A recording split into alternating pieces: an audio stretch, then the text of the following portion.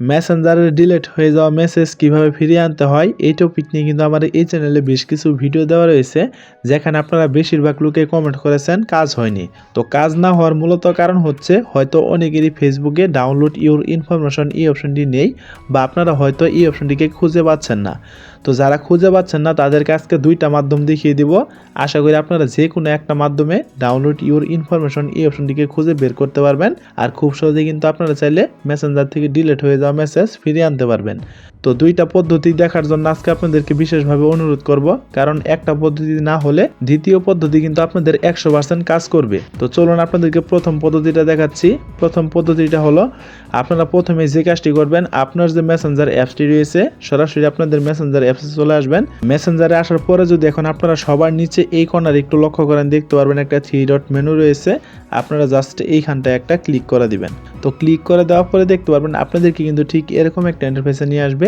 এখন যদি আপনারা এইখানে একটু লক্ষ্য করেন, দেখতে পারবেন আপনাদের যে ফেসবুক প্রোফাইলের নামটি রয়েছে সেই নামটি কিন্তু এইখানে শো করবে। তার নিচে যদি একটু লক্ষ্য করেন, দেখতে পারবেন এইখানে কিন্তু সেটিংস নামে একটা অপশন রয়েছে।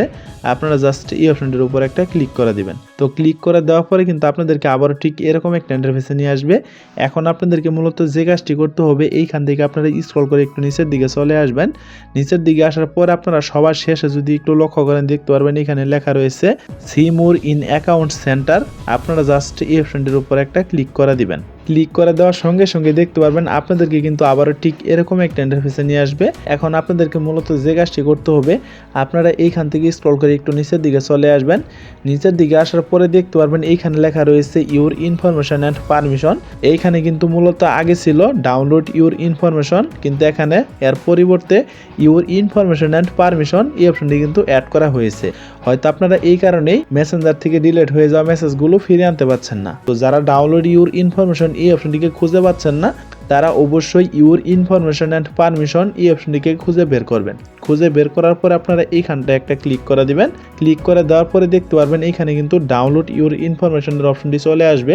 যেমনটা আপনারা এইখানে দেখতেই পাচ্ছেন ডাউনলোড ইউর ইনফরমেশন। হয়তো আপনারা এটাই কিন্তু মনে মনে খুঁজছিলেন, কিন্তু কোনোভাবে খুঁজে পাচ্ছিলেন না। তো আজকে আপনাদেরকে দেখিয়ে দিলাম। আশা করি আপনারা খুব সহজে এটার মাধ্যমে ডিলিট হয়ে যাওয়া মেসেজগুলো ফিরিয়ে আনতে পারবেন। তো চলুন, এরপরেও এখানে কিছু প্রসেস রয়েছে, সেই প্রসেসগুলো আপনাদেরকে দেখাচ্ছি। তার জন্য আমি এইখান থেকে ডাউনলোড ইউর ইনফরমেশনের অপশনটির উপর ক্লিক করে দিলাম। ক্লিক করে দেওয়ার পরে দেখতে পারবেন এইখানে কিন্তু আবারও রয়েছে ডাউনলোড অর ট্রান্সফার ইনফরমেশন। যেমনটা আপনারা এইখানে দেখতেই পাচ্ছেন, আপনারা জাস্ট এইখানটায় একটা ক্লিক করে দিবেন। ক্লিক করে দেওয়ার পরে এইখান থেকে দেখতে পারবেন আপনাদের ফেসবুক এবং ইনস্টাগ্রামে কিন্তু দুইটা আইডি এখানে শো করবে।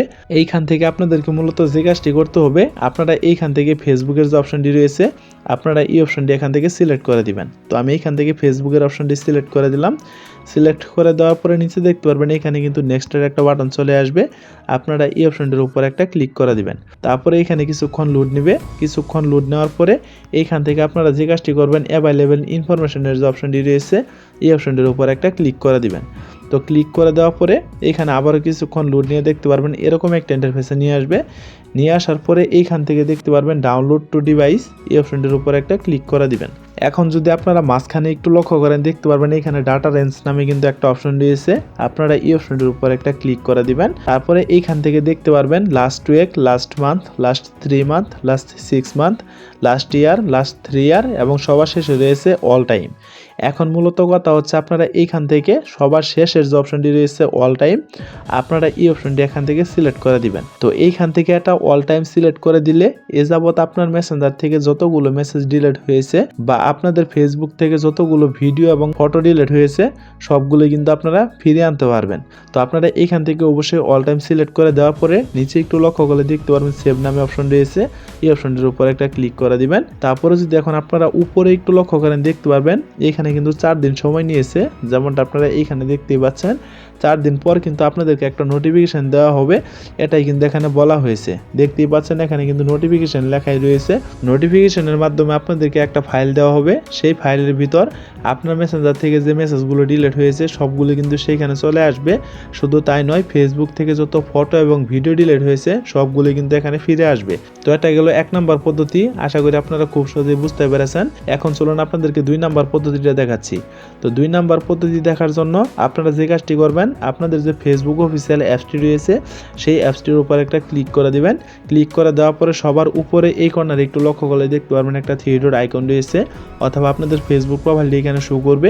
আপনারা এই অপশনটির উপর একটা ক্লিক করে দিবেন। তারপরে কিন্তু আপনাদেরকে ঠিক এরকম একটা ইন্টারফেসে নিয়ে আসবে। এখন যদি আপনারা এই কর্নারে একটু লক্ষ্য করেন দেখতে পারবেন সেটিংসের মতো একটা আইকন রয়েছে, এই অপশনটির উপর একটা ক্লিক করে দিবেন। তারপরে এইখানে দেখতে পারবেন ফেসবুকের সেটিংসে নিয়ে আসবে। ফেসবুকের সেটিংসে নিয়ে আসার পরে এইখানে দেখতে পারবেন মেটা অ্যাকাউন্ট সেন্টারে কিন্তু একটা অপশন রয়েছে, যেমনটা আপনারা এইখানে দেখতেই পাচ্ছেন।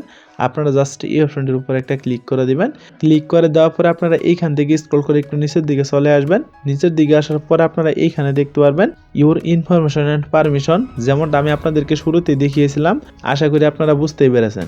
আর এইখানে আপনাদেরকে কি কাজ করতে হবে আশা করি আপনারা প্রথমেই দেখে নিয়েছেন।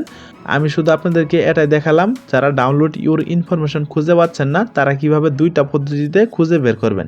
এক হচ্ছে মেসেঞ্জার থেকে, আরেক হচ্ছে ফেসবুক অফিসিয়াল অ্যাপস থেকে।